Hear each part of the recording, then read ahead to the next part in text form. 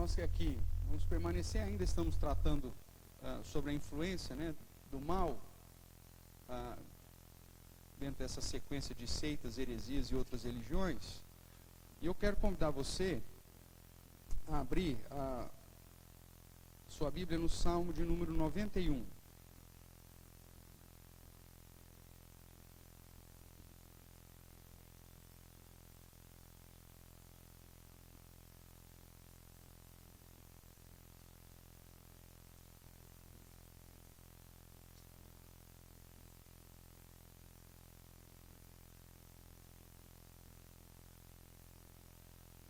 Salmo 91,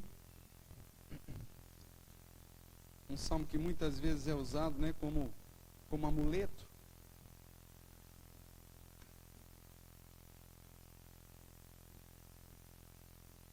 Como se fosse o salmo a fonte de toda a proteção.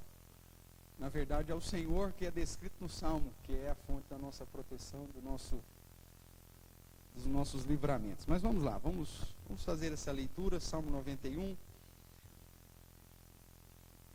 Eu vou ler, os irmãos acompanham. Diz assim, portanto, a palavra do nosso Deus: o que habita no esconderijo do Altíssimo e descansa à sombra do Onipotente, diz ao Senhor: meu refúgio e meu baluarte, Deus meu, em quem confio. Pois ele te livrará do laço do passarinheiro, da peste perniciosa, cobrir-te-á com as suas penas, sob as suas asas estarás seguro, a sua verdade é pavês e escudo, não te assustarás do terror noturno, nem da seta que voa de dia, nem da peste que se propaga nas trevas, nem da mortandade que assola ao meio-dia. Caiam 1000 ao teu lado, 10.000 à tua direita, tu não serás atingido. Somente com os teus olhos contemplarás e verás o castigo dos ímpios. Pois disseste: o Senhor é o meu refúgio. Fizeste do Altíssimo a tua morada. Nenhum mal te sucederá, praga nenhuma chegará à tua tenda, porque aos seus anjos dará ordem ao teu respeito para que te guardem em todos os teus caminhos. Eles te sustentarão nas suas mãos, para não tropeçares em alguma pedra. Pisarás o leão e a áspide, calcarás aos pés o leãozinho e a serpente. Porque a mim se apegou com amor, eu o livrarei, pô-lo-ei a salvo, porque conhece o meu nome. Ele me invocará, e eu lhe responderei. Na sua angústia eu estarei com ele, livrá-lo-ei e o glorificarei, saciá-lo-ei com longevidade e lhe mostrarei a minha salvação. Amém? Amém. Irmãos, algumas considerações relacionadas ao Salmo 91, né, que trata, obviamente, dessa proteção, desse livramento, dessa ação de guardar que o Senhor tem para com os seus. O objetivo do Salmo é mostrar que Deus nos livra, né, em especial nos livra de todos os demônios, de todos os seres celestiais do mal. Esse é o foco do Salmo 91. Ele não está falando de pessoas, mas ele está falando de entidades espirituais. Se você observar a partir do verso 3, aquilo que é traduzido por laço do passarinheiro, peste perniciosa, depois no verso 5, terror noturno, seta que voa de dia, peste que se propaga nas trevas, mortandade que assola o meio-dia, são expressões que apontam para entidades, em especial, muitas delas, relacionadas ao Antigo Egito, entidades espirituais relacionadas ao Antigo Egito. E o Salmo vai dizer que Deus está nos livrando de todas essas situações. Uma outra situação importante para se dizer do Salmo 91 é que provavelmente, né, a tradição judaica inclusive se inclina bastante para isso, que este salmo também seja um salmo de Moisés, né? Apesar dele ser anônimo aí, não ter o título, mas há uma inclinação da tradição judaica para que esse salmo também seja de Moisés. Por quê? Se você observar aí o Salmo 90 recebe um título. Qual que é o título? Oração de Moisés, homem de Deus. Isso aqui está no original, ok? E há na tradição que quando se tem um salmo, um cântico nomeado, se o sequente vem sem nome, existe uma probabilidade de ser do mesmo autor. E essa inclinação da tradição tem algum fundamento importante, né? Primeiro, porque depois, já no Salmo 92, mesmo que seja anônimo, mas ele tem um título. O Salmo 92, se observar, Salmo, um cântico para o dia de sábado. Mesmo que não dê o autor, mas tem um título. Então você quebra essa sequência. Outra situação que aponta para essa possibilidade, e é importante entender isso, são as expressões utilizadas no Salmo. Geralmente, o termo que é usado para Deus como Altíssimo é um termo relacionado ao período dos patriarcas e, consequentemente, usado também no período de Moisés. Abraão procurou Melquisedeque, que era sacerdote do Deus Altíssimo. Então, essa expressão Altíssimo, que é repetida aqui no Salmo 91, tanto no início, né, o que habita no esconderijo do Altíssimo, e depois lá no verso 9, pois disseste, o Senhor é o meu refúgio, e fizeste do Altíssimo a tua morada, aponta para um período mais longínquo, como o período da escritura desse cântico.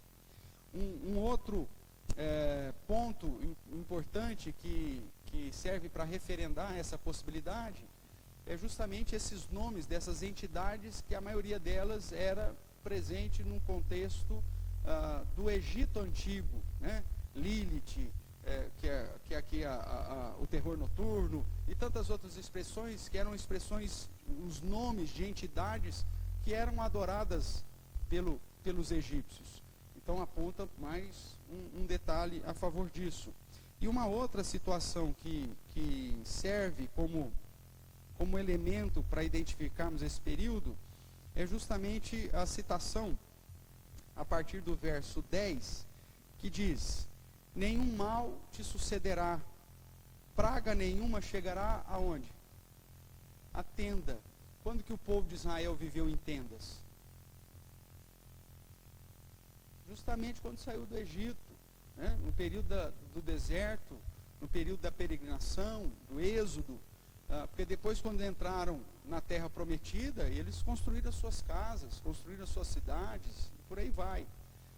Então são elementos que apontam para este salmo, e coloca esse salmo num contexto histórico, nos dias de Moisés, com expressões específicas para aquele período, e que faz muito mais sentido para aquele período. Portanto, é um cântico histórico, que não deve ser usado como promessa, né? Como muitas vezes a gente vê sendo utilizado no nosso dia a dia, mas que aponta para a firme convicção que temos, que o Deus que não muda, que é o mesmo ontem, hoje e eternamente, continua sendo o Deus que nos protege toda a ação das entidades espirituais.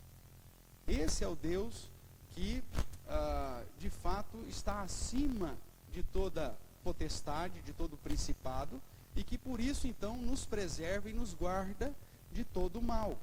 Ele vai citar aqui mais um detalhe que aponta para esse período histórico, quando ele vai dizer, no verso 13, né, usando a questão do leão, da áspide, da serpente, que são detalhes ou expressões que também apontam para aquele momento.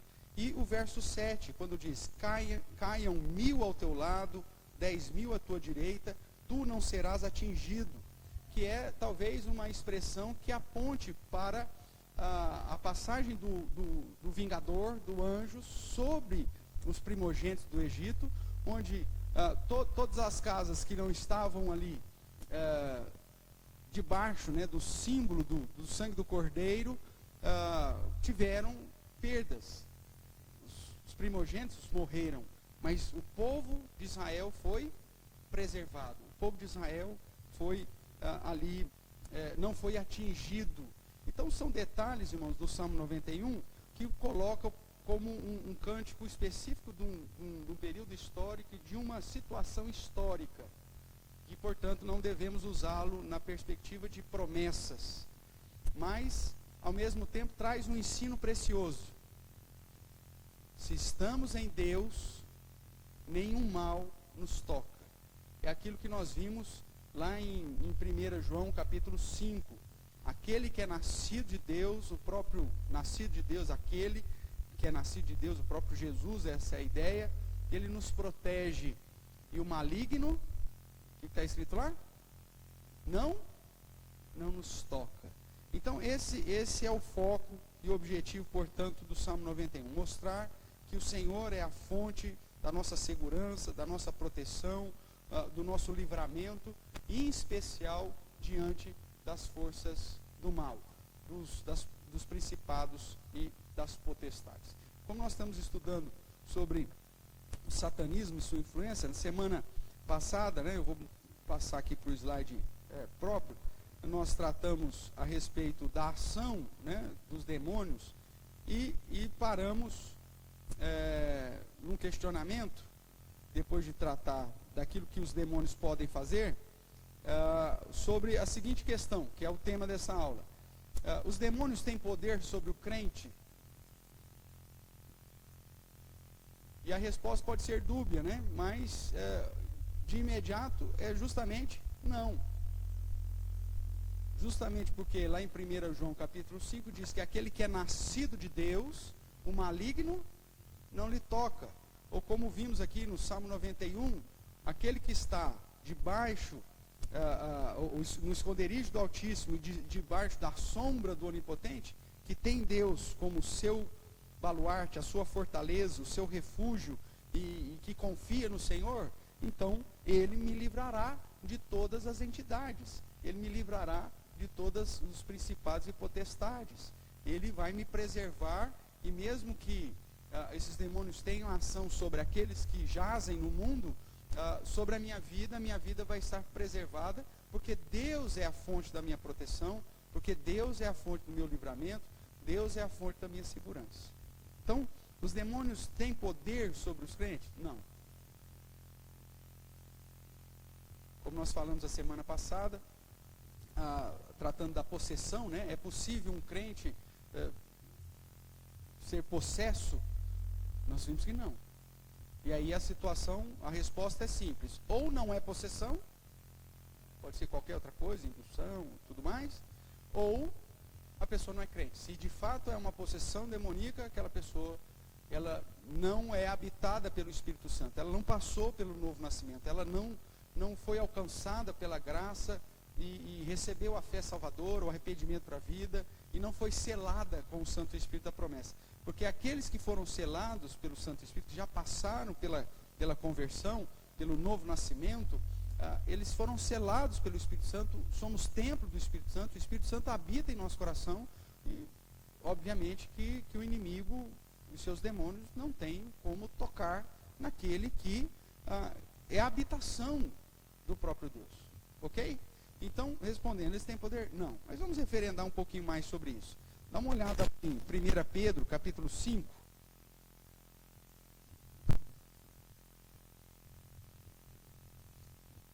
Primeira epístola de Pedro, capítulo 5, verso 8.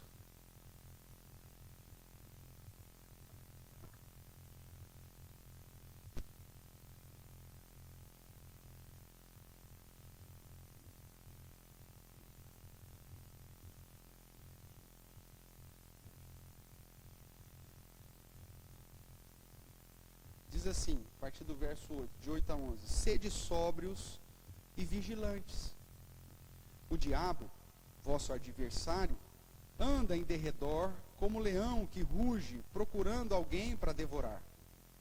Resisti-lhe firmes na fé, certos de que os sofrimentos iguais aos vossos estão se cumprindo na vossa irmandade espalhada pelo mundo. Ora, o Deus de toda a graça, que em Cristo vos chamou à sua eterna glória, depois de terdes sofrido por um pouco, Ele mesmo vos há de aperfeiçoar, firmar, fortificar e fundamentar. A Ele seja o domínio pelos séculos dos séculos. Amém. Veja, irmãos, os demônios têm poder sobre os crentes? Não. É isso que o texto está dizendo. Só que isso não isenta da ação de perseguição, de sofrimento e de situações ao nosso redor que podem gerar situações de adversidade. O diabo ele não tem poder para entrar em você, ele não tem poder para mudar o seu pensamento, ele não tem poder para tirar a sua fé, mas ele vai estar ali, agindo de modo a dificultar o máximo possível da sua vida, e em especial dificultar o máximo da sua vida no sentido de se achegar cada vez mais ao Senhor, de estar em comunhão cada vez maior com o Senhor, naquilo que é responsabilidade sua. Ele vai tentar de todas as formas dificultar a sua caminhada cristã e consequentemente tentar conduzir você a desanimar na fé. Um outro texto que queremos compartilhar antes de seguirmos aí na explanação, 1 João 4,4.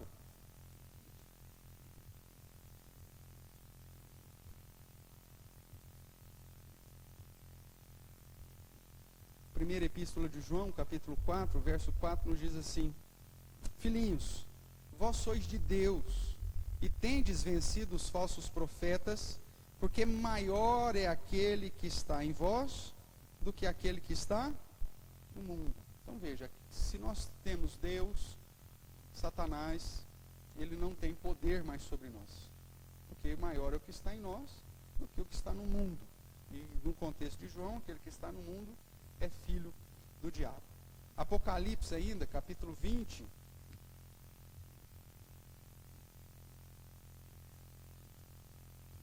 o verso é de número 10.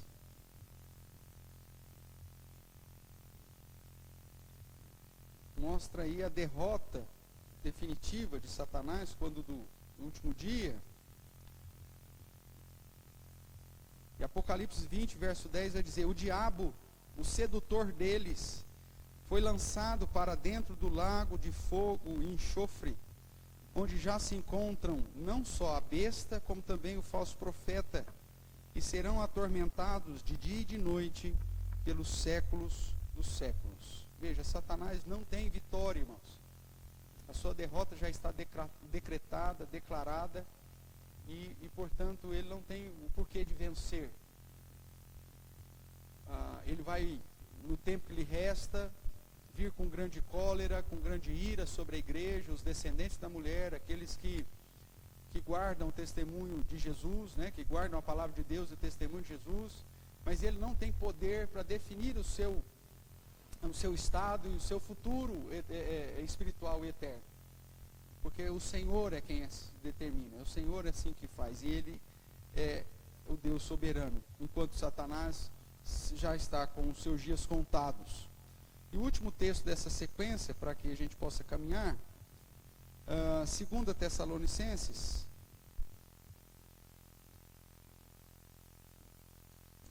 capítulo 3,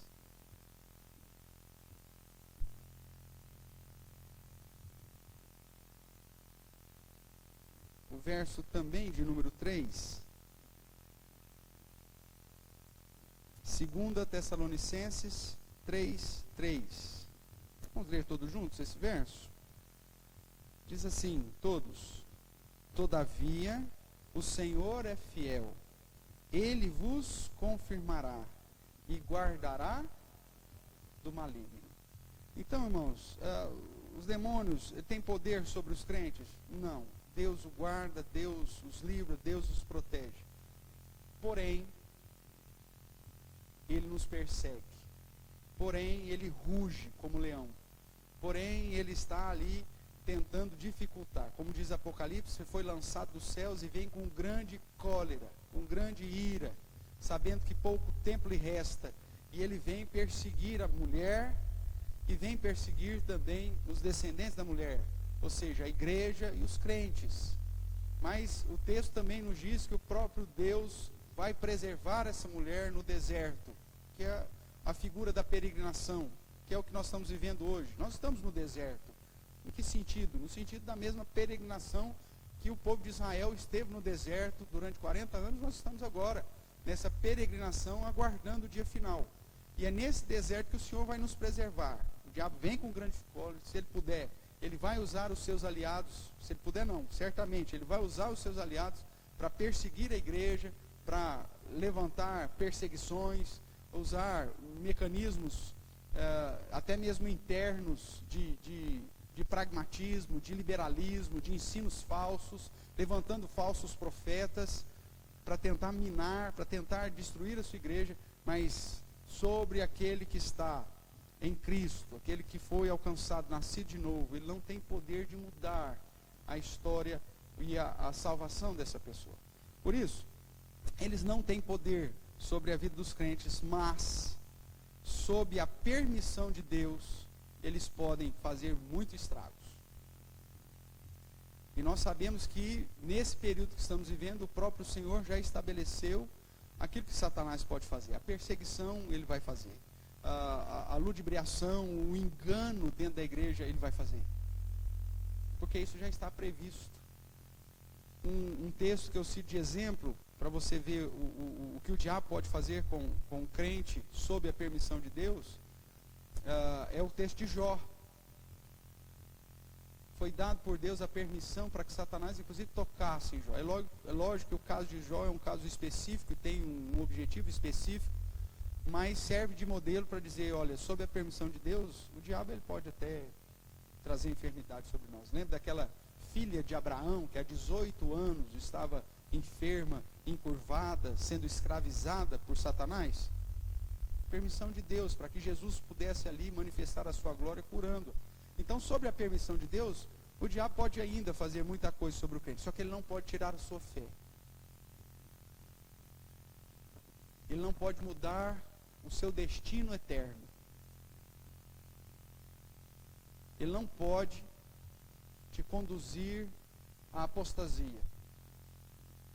Porque quem te salvou é o Senhor. E é Ele que te guarda.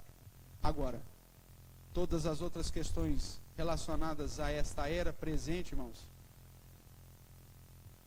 é possível que Ele possa fazer. E o que nós podemos pontuar? Ele pode nos oprimir.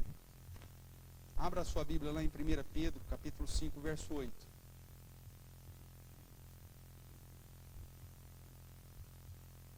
Nós lemos, nós vamos relembrar juntos aqui.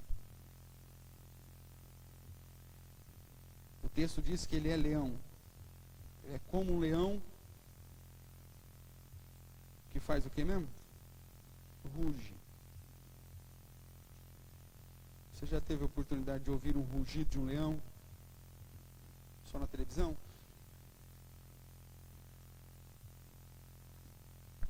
Talvez no zoológico, no bosque de Ribeirão? Sansão lá é meio devagar. Mas eu me lembro, ainda pequeno, na época que os circos podiam ter animais. Faz tempo, hein? Agora só pode ter palhaço, né? O circo não pode ter mais animal. Ainda bem, né? Muitos deles eram maltratados. Mas eu lembro que ainda pequeno, chegou um circo lá e havia o domador dos leões. E aí a gente já ficava apreensivo só vendo os caras montando aquelas gradinhas tão frágeis. Aquela gradinha lá não... Fala sério, né? Quem viu isso ao vivo sabe do que eu estou falando. E aí só montando a gradinha, aquele negócio já ia dando um desespero na gente.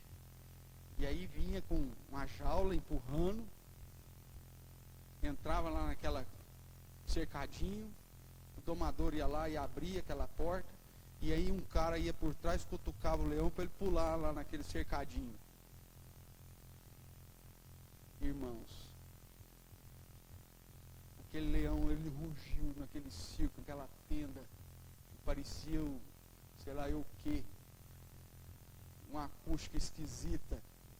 Aquele rugido entrou nos meus ouvidos. Eu acho que eu não me sujei porque eu não tinha o que fazer ali, mas que medo do rugido, criança ainda. Eu quase arranquei o braço da minha avó, tentando. Já viveu alguma coisa assim, de medo, de um rugido terrível? Só o rugido daquele leão me oprimiu ali naquele momento, que olha, depois podia vir palhaço, podia vir, acabou a graça do circo, de tanto medo. É assim que Pedro descreve o diabo, vosso adversário, anda em derredor. E é justamente isso, né? Você já viu o leão? Ele ficava andando assim, para lá e para cá, dentro do cercadinho. Você fala, não, agora a pata do bicho vai dar um safanão nesse cercadinho. É igual o castelo de carta de baralho. Vai ser assim, já vai abrir esse negócio. E ele anda como leão que ruge, procurando alguém para devorar. Essa é a figura ou a imagem que Pedro mostra da possibilidade da opressão, daquele rugido terrível invadindo seus ouvidos e fazendo toda a adrenalina percorrer pelo seu corpo, né? De modo que você fica num estado de atenção e temor e medo terrível. O diabo, ele vai tentar te oprimir. Ele vai rugir. As circunstâncias da vida que ele pode muito bem manipular, os contextos do seu entorno, tudo isso na expectativa de te colocar medo. Só que aqueles que estão debaixo, no esconderijo do Altíssimo, a sombra do Onipotente, que tem em Deus a sua confiança, ele não precisa temer. Ele se acostuma com a opressão, porque ele sabe que o leão não pode devorá-lo. Ele só vai te oprimir. Mas até aprendermos isso, irmãos, quantas e quantas vezes nós nos colocamos em situações de extrema angústia por conta das situações do dia a dia, fruto da opressão de Satanás. Ele pode nos oprimir, mas a palavra do Senhor nos garante que nós também podemos estar tranquilos no Senhor, porque o Senhor é quem nos protege, o Senhor é quem nos guarda. Deus não é como aquela cerquinha do circo, tão frágil, que só de olhar para ela nos dava medo. Deus é o verdadeiro protetor. E é por isso, por mais que o leão ruja, por mais que as situações adversas da vida tentam abafar a sua fé, o Senhor é aquele que te fortalece, é aquele que te anima, e por isso você não precisa temer. Mas é uma situação que o diabo vai tentar constantemente sobre a nossa vida. Além de nos oprimir, o que mais que ele pode fazer? Ele pode nos tentar, pode nos induzir ao erro, ao engano. Nós temos vários textos que apontam nesse sentido. Eu gostaria de chamar a atenção de alguns, voltando aqui para Tessalonicenses, agora na primeira carta de Paulo aos Tessalonicenses, capítulo 3, o verso de número 5.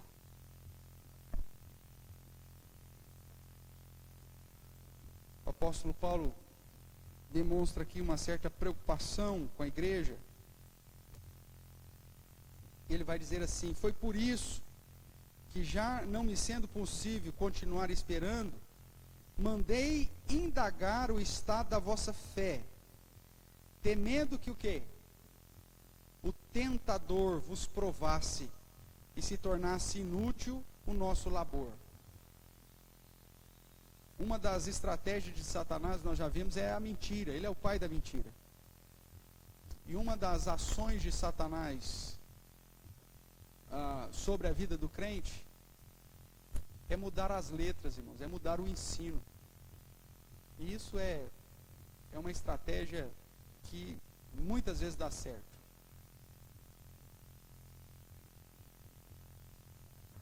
Imagine a seguinte situação: você está doente e o médico te receitou um remédio. Você pega o remédio, você vai ler a bula desse remédio. Só que, na farmácia, o farmacêutico pôs a bula errada na caixinha errada. Imagina essa situação.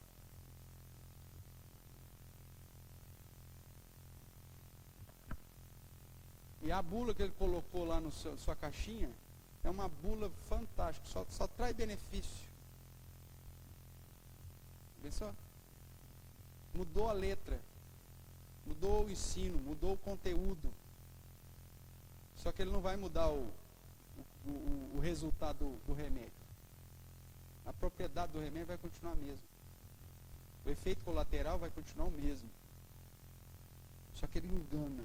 Ele te induz o erro. Você toma um remédio achando que vai fazer bem, na verdade a bula era outra. E aí? Você acha que vai ser bênção ou terrível essa experiência? É lógico que vai ser terrível. Quando o diabo tenta mudar a bula, né, quando ele tenta mudar a letra, tenta mudar o ensino, falando para você, não, pode ficar tranquilo, não tem perigo nenhum, vai dar tudo certo. Mesmo quando a palavra de Deus diz, olha, arrependei-vos, humilhai-vos, chorai, lamentai, prostrai diante do Senhor. E ele diz, não, chega diante de Deus e exige. Chega diante de Deus e aponta o dedão e fala, Deus, eu não aceito. Veja, são ensinamentos errados que conduz a pessoa ao erro, que conduz a pessoa ao engano. O objetivo dele é nos conduzir de modo que o verdadeiro evangelho, o verdadeiro ensinamento se torne inútil. Mesmo esses, irmãos, ele pode até conduzir para uma prática errada, de erro doutrinário. Isso não vai mudar a realidade da salvação em Cristo Jesus, mas vai conduzir essa pessoa para longe da verdadeira comunhão com Deus. Ele vai deixar de desfrutar dos verdadeiros benefícios da comunhão com Deus, por estar andando no caminho errado, no ensino errado. E não é à toa que a palavra de Deus nos exorta tanto para defender e lutar pela sã doutrina, porque é uma das estratégias do diabo te conduzir para um ensinamento fora das Escrituras, longe do padrão das Escrituras. Aqui ainda em Tessalonicenses, agora no capítulo 2, na segunda epístola, no capítulo 2, o verso 7, que é algo que a gente já trabalhou algumas vezes aqui, que fala a respeito da operação do erro. Ele vai dizer assim, acompanha a leitura, 2 Tessalonicenses capítulo 2.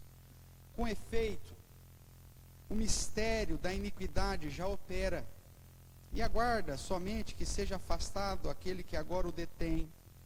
Então será de fato revelado o iníquo, a quem o Senhor Jesus matará com o sopro da sua boca e destruirá pela manifestação da sua vinda. Ora, o aparecimento do iníquo é segundo a eficácia de quem?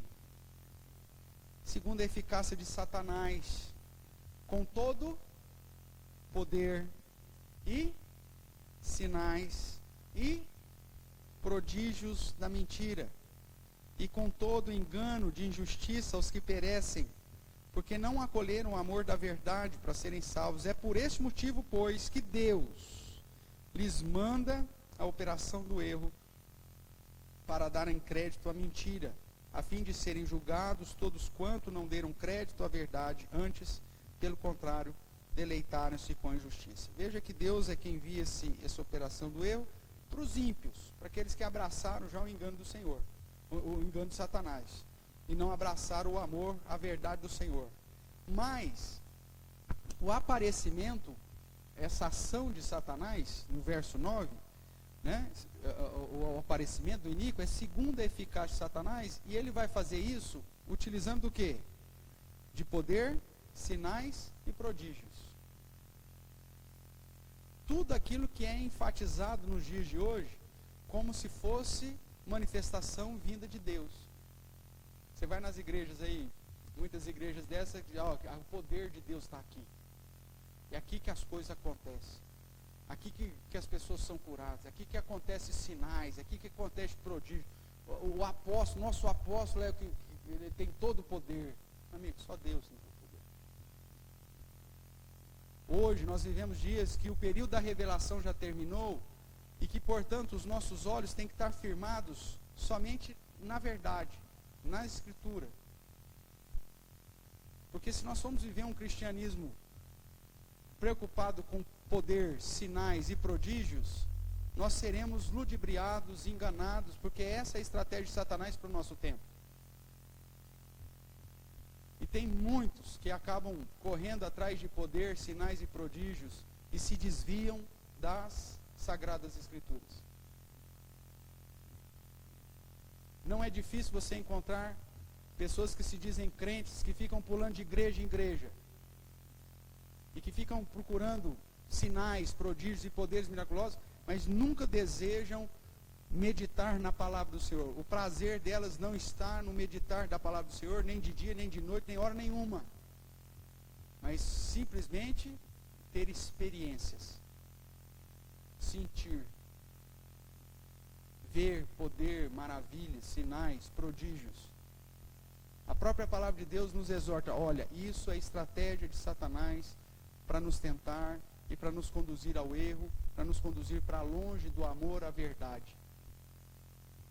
E tem muito crente que, menos avisado, que não tem um conhecimento razoável das Escrituras, acaba sendo ludibriado por esses sinais, por esses prodígios, por esse poder, e fica atrás disso.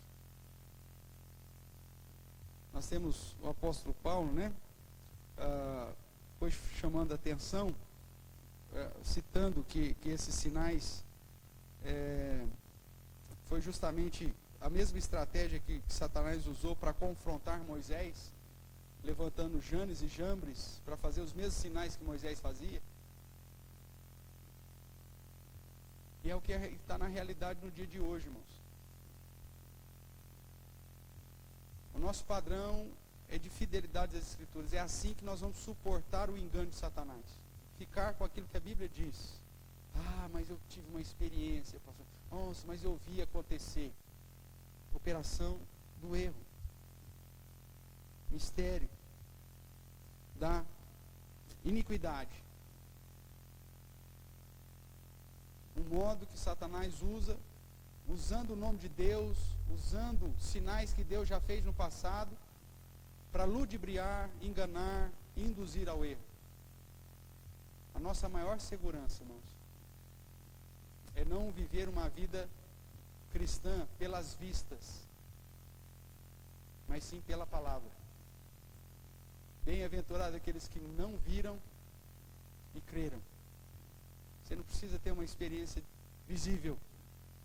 Você precisa do registro. João mesmo vai dizer isso nesse mesmo contexto, falando a respeito de Tomé. Bem-aventurados aqueles que não viram e creram, e depois ele diz, olha, isso aqui foi registrado para que você creia que Cristo é o Filho de Deus, é o Messias. E Tomé toma conhecimento disso, ele diz, Rei meu e Deus meu. Esse é o princípio hoje, andar pela palavra, porque senão nós vamos ficar à mercê de sinais e prodígios produzidos segundo a eficácia de Satanás. Cuidado. Um outro exemplo dessa tentativa de Satanás está no fato lá da própria tentação de Cristo em Mateus capítulo 4. Veja que ele usa a palavra, mas com uma aplicação errada. Inclusive usa o Salmo 91 para que Jesus pule do pináculo do templo. Ele dará ordem aos seus anjos para que te sustente. A ideia é, você não está debaixo do Altíssimo, você não está à sombra do Onipotente, você não confia em Deus, então pula. Ele vai dar ordem aos seus anjos para te sustentar.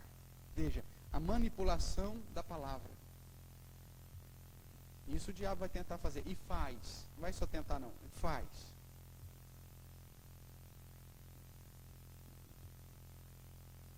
isso, irmãos, nem toda igreja de fato é a igreja do Senhor.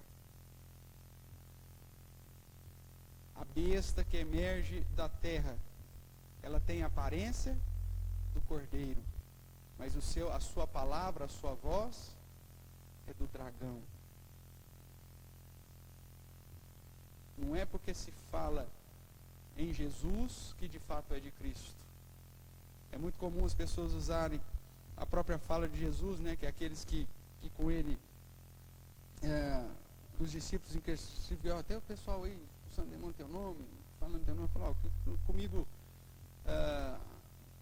quem não comigo não ajunta, espalha. Lembra dessa situação?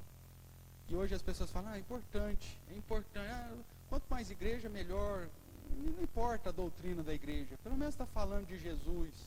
Irmãos, dentro do contexto dos últimos dias não é assim. O ministério de Jesus é um contexto. Dentro do ministério dos últimos dias não é assim. Porque é um dos instrumentos que o diabo vai usar. O diabo planta igrejas, irmãos. O diabo levanta falsos profetas e falsos mestres. Enche-os de vaidade, de orgulho, e os conduzem a ensinar aquilo que o povo quer ouvir. Por isso que enche.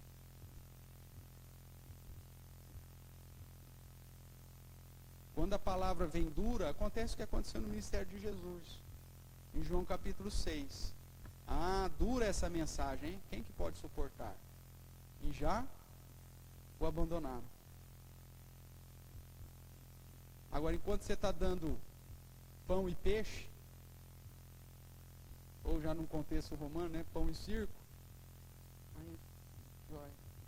igrejas que não pregam o evangelho, não ensinam a verdadeira, o evangelho todo, integral, mas ensina aquilo que lhe é conveniente, que vive de eventos.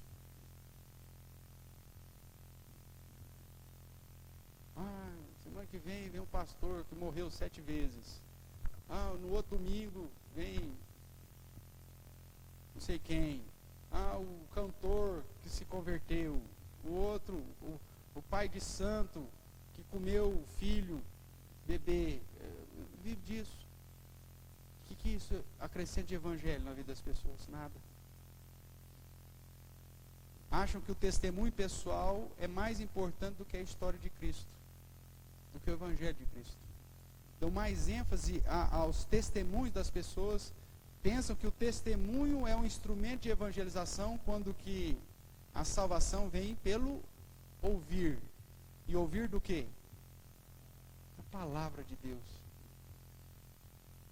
Não é do seu testemunho cheio de sangue. Não é cheio do seu testemunho cheio de experiências grandiosas. Não é o seu testemunho que abre o ouvido das pessoas em relação à fé salvadora. Pode abrir em relação a qualquer outra coisa, mas não a fé salvadora que me conduz a prostrar diante de Deus e reconhecer que eu sou pecador e que somente a graça de Jesus me salva.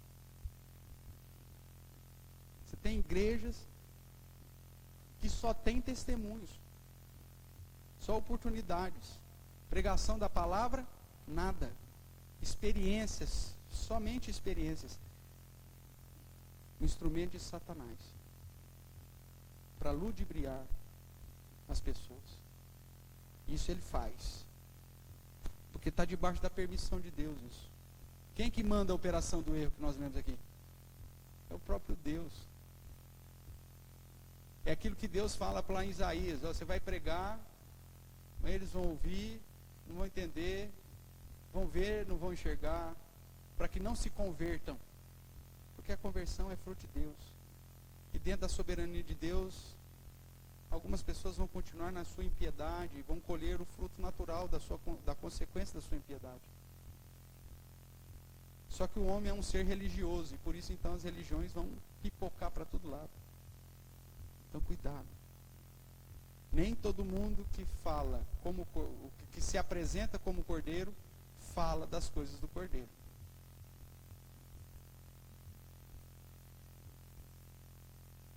estratégia de Satanás. E nós temos vários outros textos, depois você tem condições depois de, com o slide ou na transmissão, pegando lá e se aprofundar um pouquinho mais nesse ponto. Mas vamos lá, o que mais que o Satanás pode fazer? Perseguir.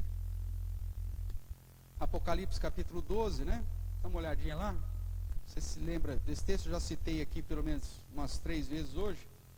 Mas vamos ler pelo menos o verso 17, que é o verso quanto mais aí.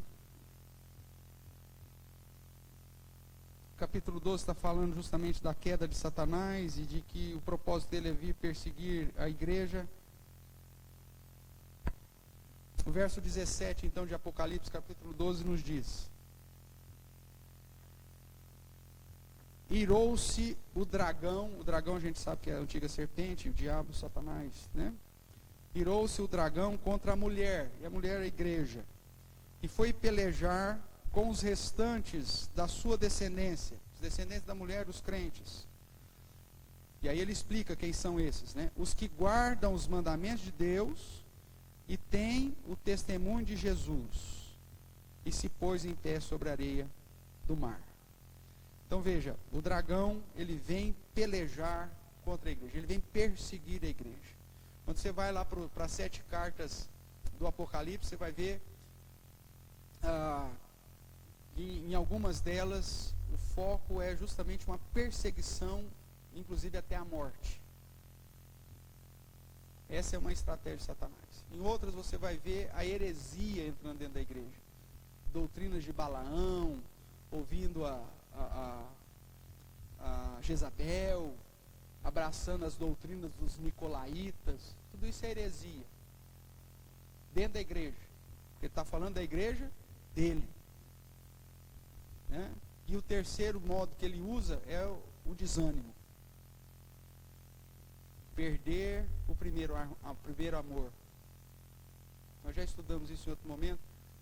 Mas as 7 cartas, elas vão apresentar 3 perigos para a igreja. O desânimo, o ficar com os olhos pesados, como nós vimos hoje pela manhã. A perseguição e a heresia. Satanás vai agir tentando te desanimar, uma ação individual sobre você, fazer você perder o primeiro amor, aquela chama para cumprir a missão.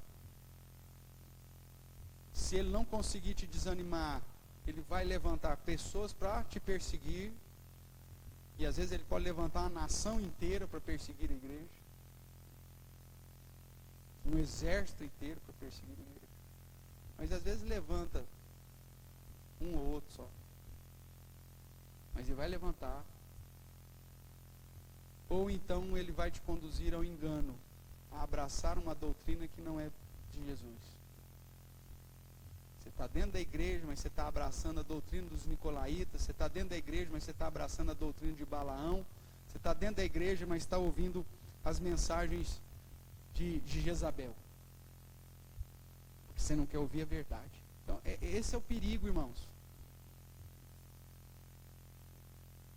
É muita influência de Satanás sobre a nossa vida. Se a gente não estiver vigilante em oração, se o desânimo não te pega, a perseguição te conduz para longe de Deus, ou então o engano. Você tem que estar atento aos 3, por isso vigiai, em vários momentos. No sermão escatológico de Mateus, Jesus em vários momentos chama a atenção, vigiai, deixe a sua lâmpada cheia de óleo, acesa. E lâmpada acesa é símbolo do quê? Lâmpada para os meus pés e luz para o meu caminho é o quê? É a tua palavra. Manter a sua lâmpada acesa, irmão, é sinônimo de manter-se na palavra. É essa a exortação de Cristo. Porque Satanás ele vai tentar te desanimar ou pelo menos te induzir ao erro constantemente, te perseguindo duramente. Veja ainda Apocalipse capítulo 6, verso 3 e 4.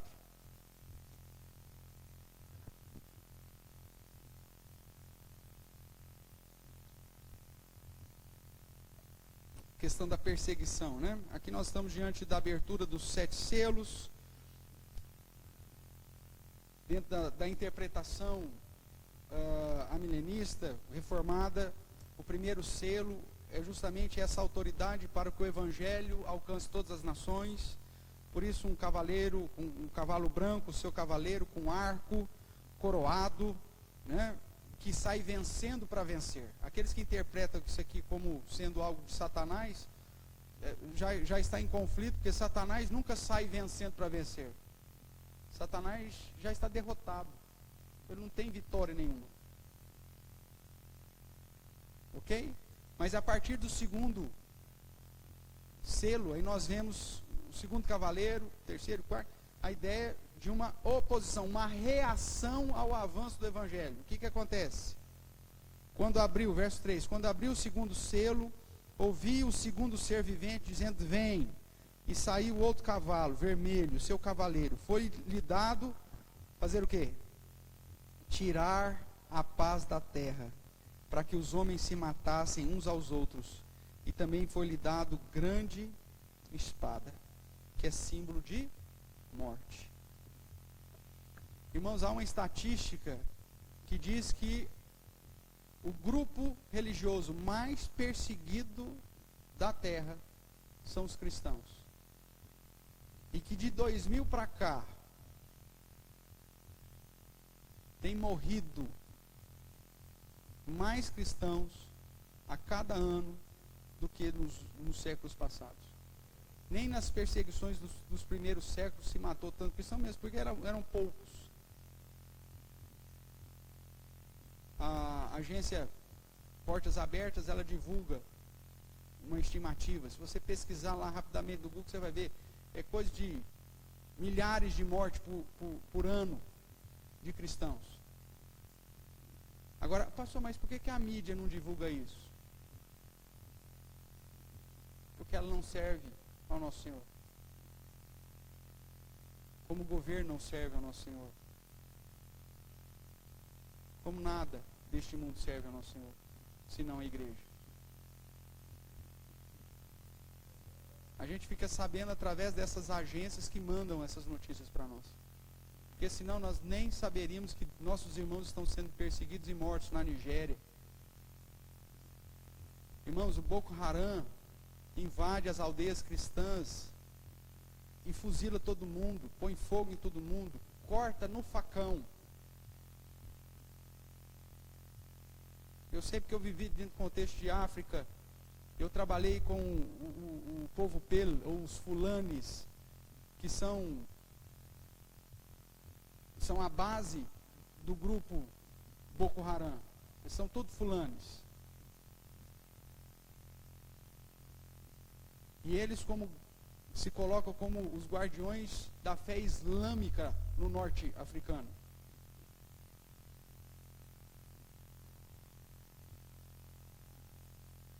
Há um ditado africano que diz que quando você vê um fula, você vê duas pessoas.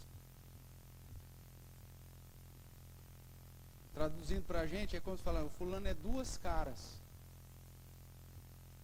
Porque ele te trata bem, mas na primeira oportunidade que ele tiver, ele vai te matar. Se você não for muçulmano.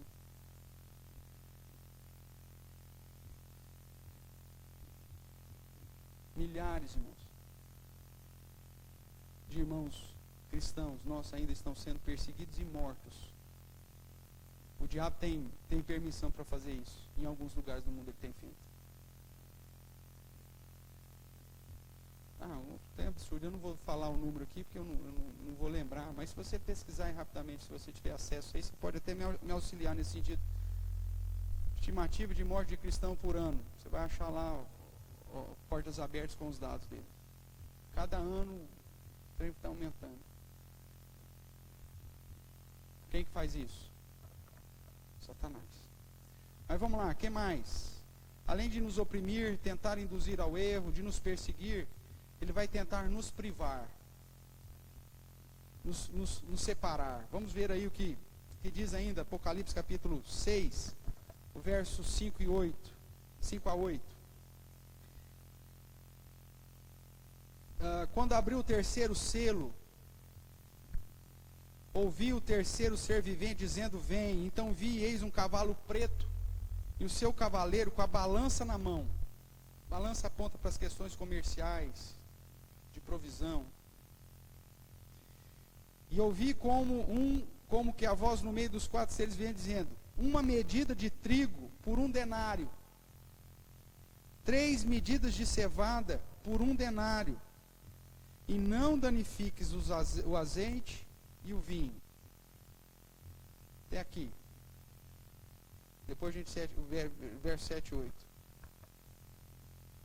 Esse terceiro cavaleiro, irmãos, cavalo preto, ele tem a balança na mão, que é todas essas questões comerciais. Para você ter uma ideia, uma medida de trigo não é muita coisa. O preço dessa medida de trigo é o quê? O que foi dado aí? 1 denário. Quanto que vale 1 denário? É o pagamento de 1 dia de serviço. Vamos imaginar fazendo a nossa realidade. Um diarista hoje recebe quanto?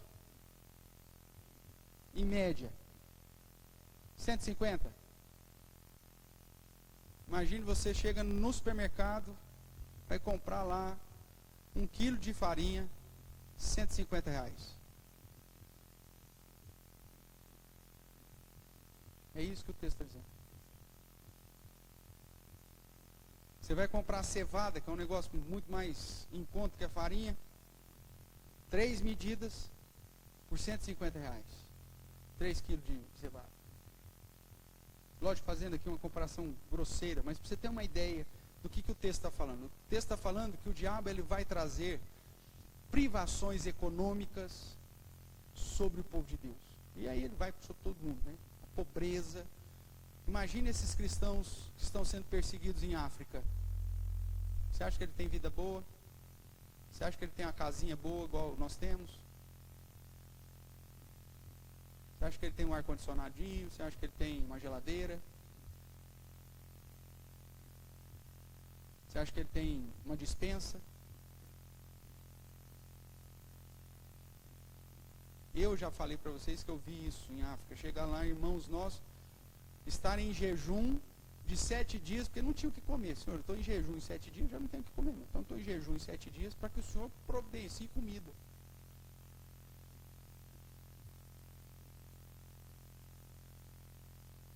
Olha que coisa louca. Isso é privação de Satanás.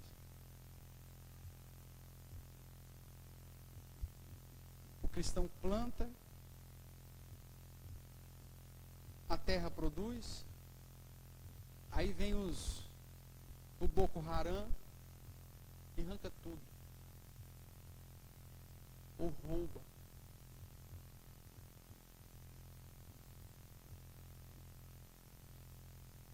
Leva as galinhas, as cabras. Isso é privação de Satanás. Para nos empobrecer. Agora o texto continua dizendo que não mexa com azeite e não mexa com vinho. Coisa de rico. Farinha e cevada é comida de pobre, irmãos. No contexto. Isso vai ficar exorbitante. Ele não vai conseguir comprar. Ele não vai conseguir a sua subsistência.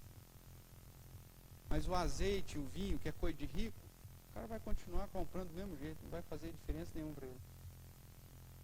O ímpio vai continuar tomando seu vinho, comendo seu bacalhau com azeite tranquilamente. Agora o cristão, ele vai ser privado.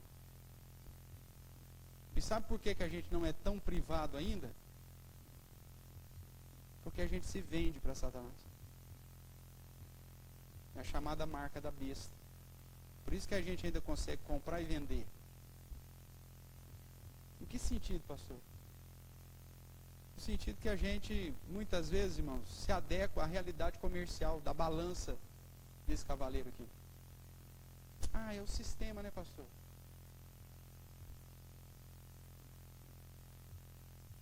Se eu vender tudo com nota, pastor, como que eu vou sobreviver?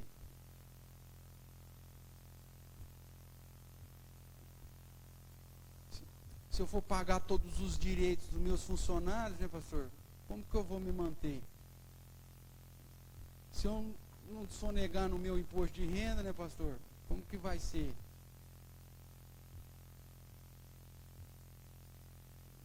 Porque se a gente realmente fosse assumir a postura, a farinha ficaria mais cara, a cevada ficaria mais cara, certamente a gente seria privado. E sabe qual que é a notícia ruim nessa história toda? É que Deus diz e olha para você e fala assim, eu quero que você seja fiel.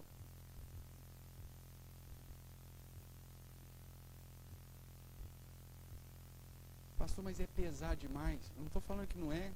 Eu tive comércio, eu sei que você está passando, o que é, o que não é. E às vezes é uma dificuldade imensa para você andar, querendo andar certo, para você querer fazer as coisas certas, é uma dificuldade. Eu tinha agropecuária e comprava balaio aqui de Araraquara.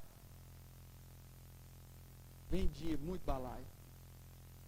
Só que o cara, como era artesão, não dava nota. Aí você tem que fazer uma nota de entrada. Aí o cara não dá o CPF dele, porque se ele der o CPF dele, você vai pôr o CPF dele na nota. Olha que dificuldade. Vassoura caipira, mesma coisa. Falou, eu preciso do seu CPF então, para pelo menos lançar na nota de entrada. Eu vou pagar o imposto. Falou, não, eu não vou vincular meu CPF. O balaio, não vou dar o CPF, não posso dar o CPF. Olha a situação. Aí fazia a nota de entrada, dentro da que a possibilidade do meu contador lá fazia. Quando pegava o CPF, tinha um cara de Borborama que ele media o seu CPF. Aí o que eu comprava dele, eu punho no CPF dele. O que eu comprava do outro, que não dá CPF. Então mesmo quando você quer andar certinho, tem hora que você não consegue, irmãos. E aí você vai ter que decidir, eu vou parar de comprar. Não pode mais comprar, não posso mais vender. Porque para andar certo, não tem, o cara não me dá o CPF, não tem como fazer nem nota de entrada, então eu vou ter que parar de vender o produto desse cara.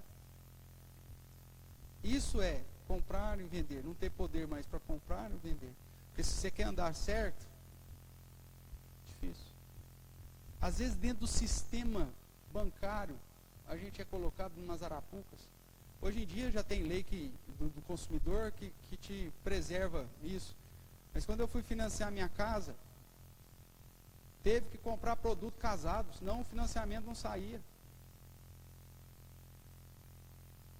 Teve que comprar um seguro de vida, teve que comprar um seguro de não sei do que, teve que título de capitalização. Ó, se você compra, não sai. Pô, mas está demorando, por que não sai? Ó, você não comprou o produto.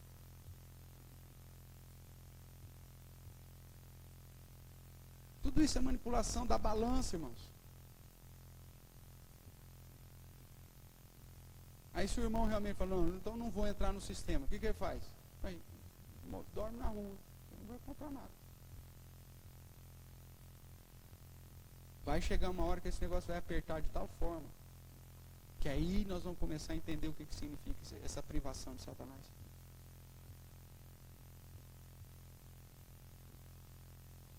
Marca da besta não é chip, irmãos. Marca da besta não é código de barra. Marca da besta na mão direita são as suas ações. Marca na besta na sua fronte é o seu pensamento de acordo com o padrão do mundo. Essa é a marca da besta. Se fosse um chip na mão, nós lá em Jabuticabal, quando nós estudamos Apocalipse, nós resolvemos até como solucionava. Nós ia pegar um bode expiatório, ia pôr o chip nele, fazer uma votação aqui. Então, fulano, você que vai ser o bode expiatório. O chip, você vai comprar e vender no nome de todo mundo, para nós tudo aqui. E aí, pastor, e a minha salvação? Não tem problema. Jesus disse que é melhor entrar no céu sem uma mão.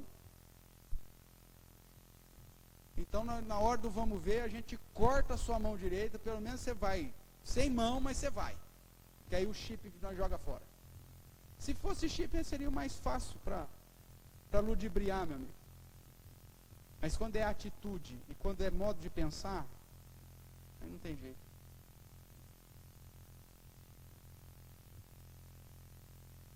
Estou sendo claro aqui, irmãos? Essa é a influência de Satanás no nosso mundo. Deixar você escravo ao sistema mundo. Prostrado ao modelo. A ser mais um ratinho na gaiola. É isso. Verso 7. Quando o cordeiro abriu o quarto selo, ouvi a voz do quarto ser vivente dizendo: vem. E olhei, e eis um cavalo amarelo, seu cavaleiro, sendo este chamado Morte. E o inferno estava seguindo. E foi-lhes dada autoridade sobre a quarta parte da terra para matar a espada, pela fome, com a mortandade, que é a pandemia, viu, meu irmão? E por meio das feras da terra. Quarta parte, 25%. Tudo isso já foi permitido, já foi dado-lhes a permissão, foi-lhes dada a autoridade para privar, inclusive, da vida.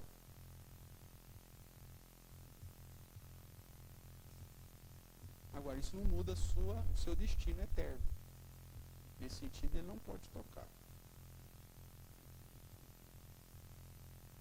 Isso aqui cai sobre ímpio e sobre justos.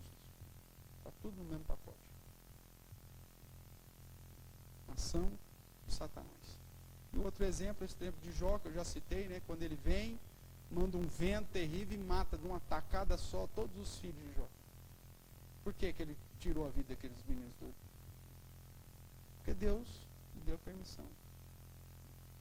Dentro do propósito eterno, mas isso pode acontecer.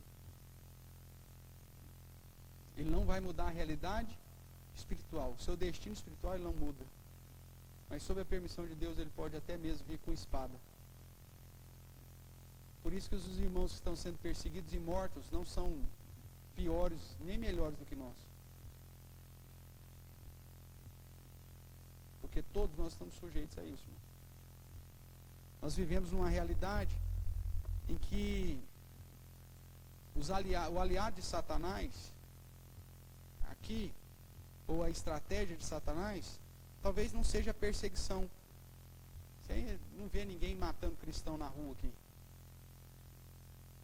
Apesar de ter uma perseguição no sentido da sua crença, as pessoas vão questionar, tal, como a Vânia comentou, né?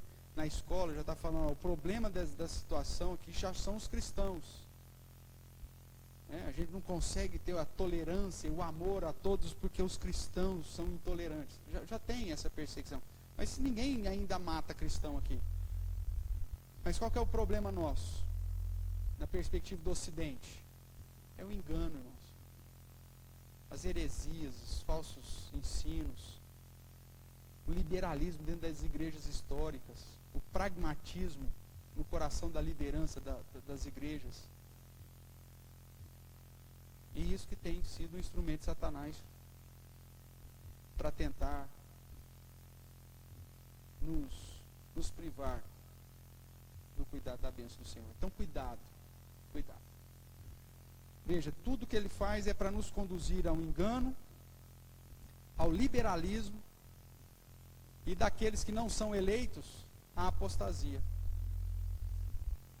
Nós sabemos, biblicamente falando, que aqueles que foram alcançados em Cristo Jesus, eleitos antes da fundação do mundo, eles não abandonarão a fé.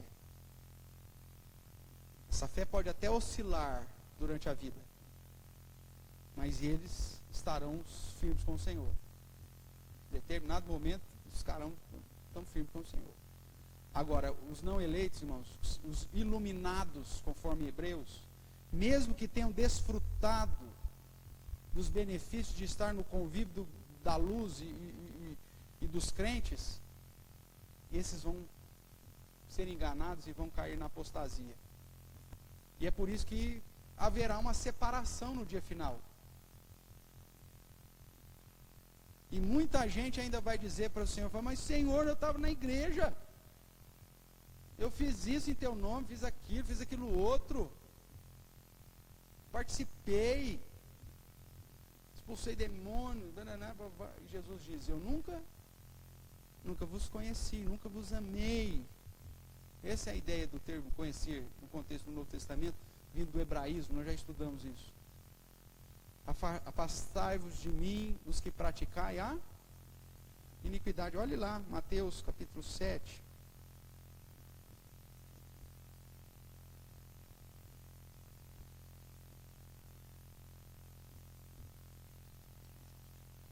Mateus 7, 21.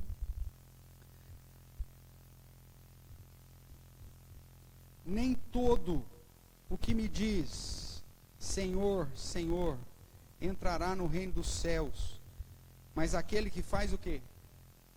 A vontade de meu Pai, que está no céu. E a vontade do Pai está revelada aonde, irmãos? Na palavra. Muitos naquele dia hão de dizer-me, Senhor, Senhor, porventura não temos nós profetizado em teu nome? Vai ter muito pastor, viu? Profetizado aqui, sinônimo de pregação também. Nós não temos pregado em teu nome. Em teu nome não expelimos demônios, não fazemos sinais. Em teu nome não fizemos muitos milagres. Então lhes direi explicitamente, nunca vos conheci. Apartai-vos de mim, os que praticais a iniquidade. O eleito, você quer saber, pastor, eu quero saber se eu sou eleito, pastor. É fácil saber se você é eleito. Você quer saber se é eleito? Se você não vai ter essa surpresa aqui no dia? Abra comigo a sua Bíblia lá, em Colossenses. Você vai saber se é eleito.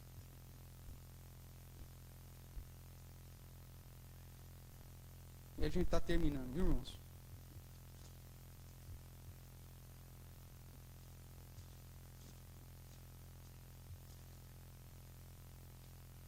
Colossenses capítulo 3, verso 12.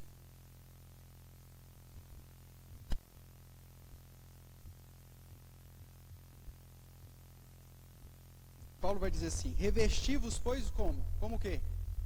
Eleito de Deus. Ou seja, o eleito de Deus, ele tem algumas características, irmão. Revesti-vos, pois, como eleitos de Deus. Primeiro, santos. Ele não pratica a iniquidade, ele tem santidade. Apartai-vos de mim, os que praticais a iniquidade. Então, o eleito, ele pode pecar, mas ele não vive na prática da iniquidade. Ele não vive na prática do pecado. É o que João vai dizer na sua primeira epístola. Aquele que é nascido de Deus, ele não vive mais no pecado, na prática do pecado. E se ele peca, ele se arrepende, confessa e sabe que Jesus o purifica. Há arrependimento, mas não vive na prática da injustiça, não vive na prática do pecado. Ok? Então, como eleito de Deus, ele é santo, ele é amado, o que mais? E ele se reveste de ternos afetos de misericórdia, de bondade, de humildade, de mansidão, de longanimidade. Ele suporta uns aos outros, ele perdoa uns aos outros, porque ele sabe que o Senhor o perdoou primeiro. Ele anda na prática do amor a Deus acima de todas as coisas, e ao próximo como a si mesmo, que é o vínculo da perfeição. Ele está em paz com Cristo, porque as suas atitudes estão de acordo com a palavra de Deus. Ele é grato. A palavra de Cristo habita ricamente no coração dele. Ele prega essa palavra, ele instrui, ele aconselha, ele louva a Deus com salmos, com hinos, cantos espirituais, com gratidão, ou seja, ele tem vida congregacional, ele deseja estar adorando ao Senhor, ele deseja estar na presença do Senhor, junto com os outros irmãos adorando. E resumindo, ele diz, tudo que ele faz dando graças a Deus, e como depois Paulo vai dizer em 1 Coríntios 10, 31, ele faz para a glória de Deus. Pastor, ó, eu sou crente, mas não perdoo, não consigo perdoar, pastor. Cuidado. Pastor, eu não consigo suportar aquele fulano, viu, pastor? Cuidado. Pastor, olha, eu não tenho paciência de estudar a Bíblia. Cuidado. Eu não tenho prazer em vir à igreja, pastor. Cuidado. De louvar, de adorar. Prefiro a sextaneja.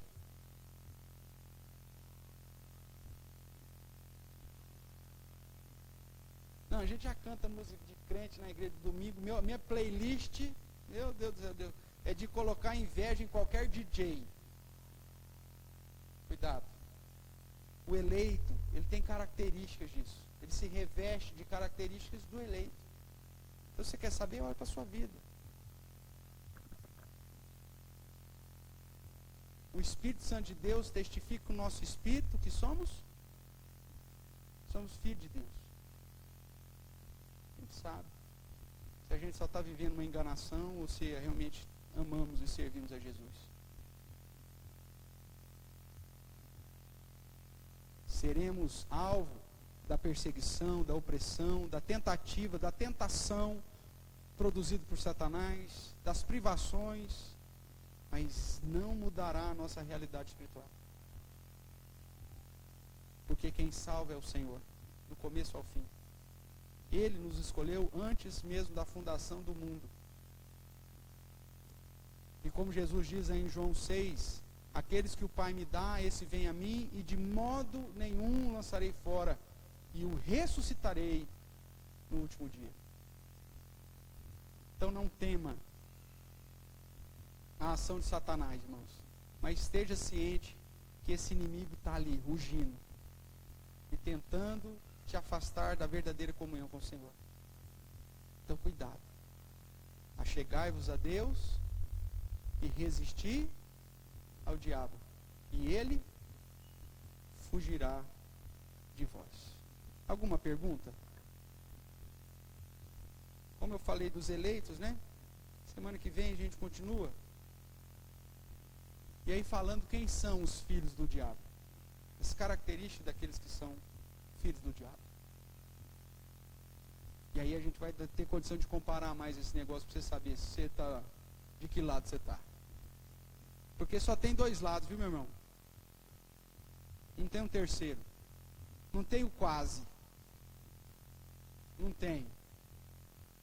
Ou você é contado entre os justificados em Cristo, ou entre os ímpios. Ou como João usa, as pessoas não gostam que a gente use essa expressão de João, mas é o que ele usa, filhos de Deus versus filhos do diabo. Não tem outro. Mas semana que vem, se Deus permitir, a gente volta e continua, né, a tratar desse assunto. Para que nós possamos nos fortalecer diante das investidas do nosso inimigo, irmãos, e caminhar cada vez mais na certeza de que Deus é quem nos protege, é quem nos preserva, e que mesmo que venha dificuldade e tribulação, como o Apocalipse diz que virá, nós permaneçamos fiéis, se for preciso, até a morte. E que Deus assim nos sustente. Amém?